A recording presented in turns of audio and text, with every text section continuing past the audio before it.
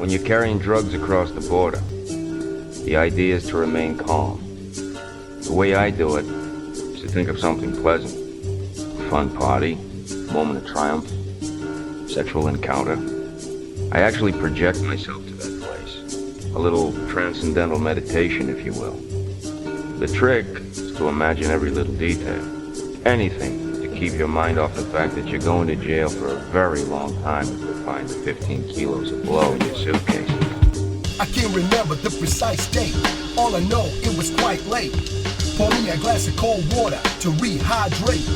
And that's about the time I heard my phone vibrate. It was my man Miguel from south of the border. He was up to see his girl, cause she's a New Yorker. She was working at the club, so he'd escort her. Then meet me at a bar just around the corner. I got to the spot around 10:15. He had ordered a plate of their finest cuisine. Washed it down with the beer once his plate was clean. Then watched the big fight on the TV screen. Lopez got the decision over Gomez. The kid got robbed, I don't care what his coach says. Both thighs swollen like a couple of poached eggs, staggering around the ring on both legs. Anyway, we shook hands, exchanged pleasantries, started reminiscing over old memories. The kid we both knew had been charged with a felony. Claimed it was a case of mistaken identity. Now Miguel liked to give his shit the hard sell. Down south he had connections with the cartel.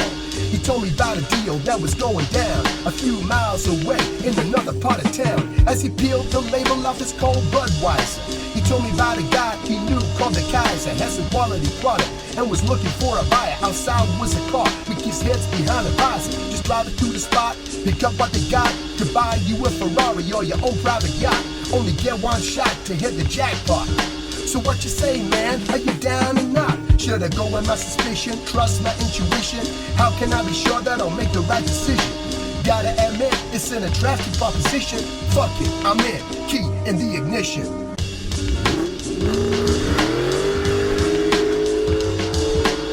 Now even Ray Charles could have seen through this plan. This almost too good to be true. The drop said 4 around at 2:30, so I'ma make my way up to the rendezvous.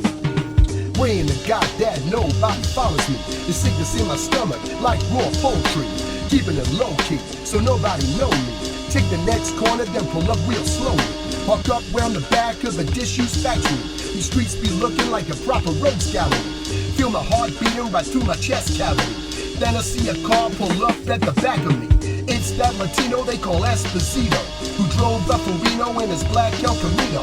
Couple years back, he did a bit in Chino, but now he works casino, strictly incognito. Some say he got more product than eBay, and run things quicker than Hussein in a relay. Like to brag he once did 2 girls in a 3-way. Then we heard a voice shout, "Freeze, DEA!" Heard sirens wailing, saw blue lights flashing, place swarming with cops, and they all packing. Threw me in a van and the door slammed shut. Handcuffed, but the case is as flaky as dandruff. Should've seen their faces when they popped the trunk, and all they found was some raw, pure, uncut funk. Just some crates of 33s and 45s. The expression on their faces, they was mortified. See, the only dope we dealing is the audio kind, where MCs rhymed over beats that blew minds. We ain't dealing in ounces or no kilograms, just in crates full of funky, fresh killer jams. Couldn't even charge us as accessories, so regrettably, they had to set us free. Back to the club, drank champagne, not bud. Even the cops got invited, cause ain't no bad blood. El Padrino, Senor Pablo Escobar. For those of you living on the moon for the last 20 years, he was it. The boss of it all. El Mágico. El Padrino. El Padrino. El Padrino. El Padrino.